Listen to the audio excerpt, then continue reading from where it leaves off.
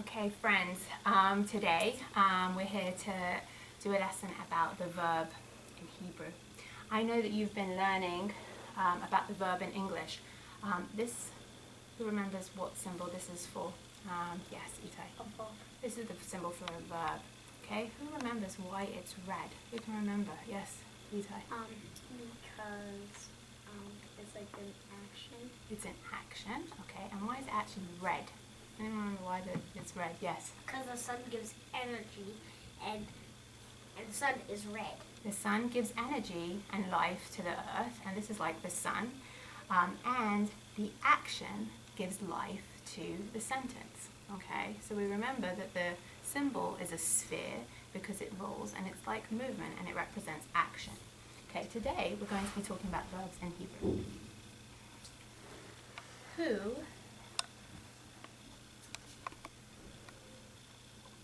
can read this? Tabby. Jump. Jump. Okay, so this is a verb in English, and you can see in English we have the verb jump. Who can tell me what happens if I want to say I'm going to do this in the future? I will, Jump. I will jump. Okay. Once if I'm doing it now, I say I am Jumping. jumping. What happens if I already did it? Tabby. I jumped. I jump. So we can see that in English, my verb, all these letters, they stay together, J-U-M-P. I might have a different suffix at the end, but the root of the verb stays together.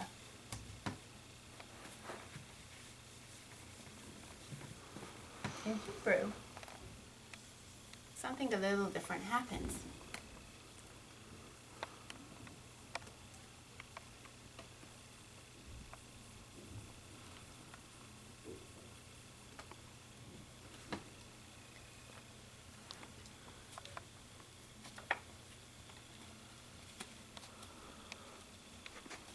The verb doesn't stay together. The verb actually splits into what's called a shoresh.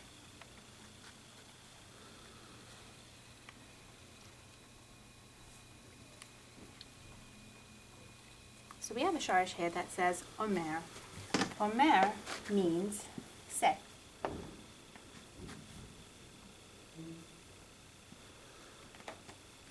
But in Hebrew, we can't leave the verb like this. This doesn't tell me who it's talking about.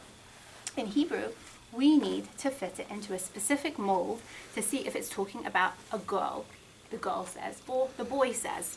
So we're going to actually use a tavnit, which is an egg carton, and it actually means mold in Hebrew, to see how the shoresh fits according to who it's talking about. So, for example, if we have a yeled, we're going to fit our shoresh into the mold. The aleph goes here, has a vav here, has to have a vav there.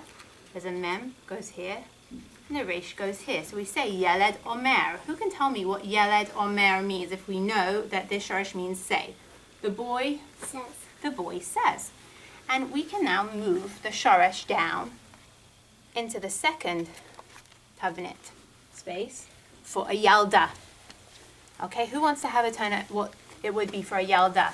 Hayalda, Omeret. or meret. You can see the vav has to be here and the tav has to be here.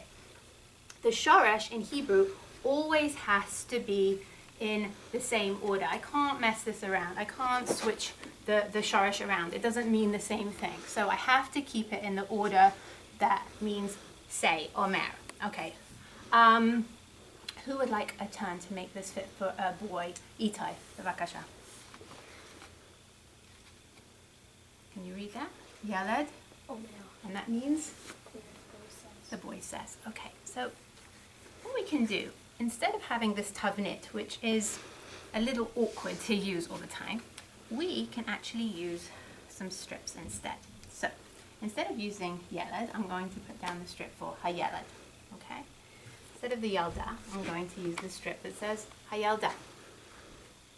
And then, instead of the tavnit, I'm going to use the flat template. Okay.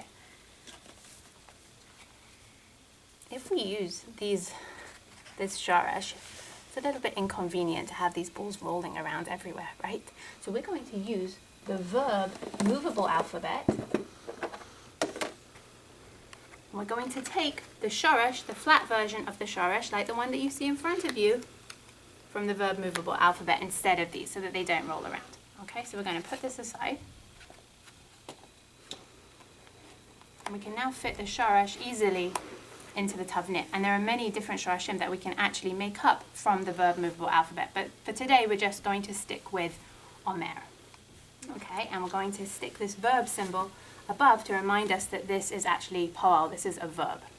Okay, so who remembers what the tavnit should look like for a yalda?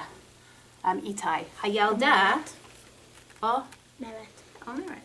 Okay, so if I gave you these options, which one would you choose from? Which mold do we need? Okay, can you move the shoresh down? And can you read that for me, please, and tell me what does that mean? The goal says. Okay, and now let's try it for, we have many boys. Hayaladim. Elia. Okay, can you move the shoresh down for that, please?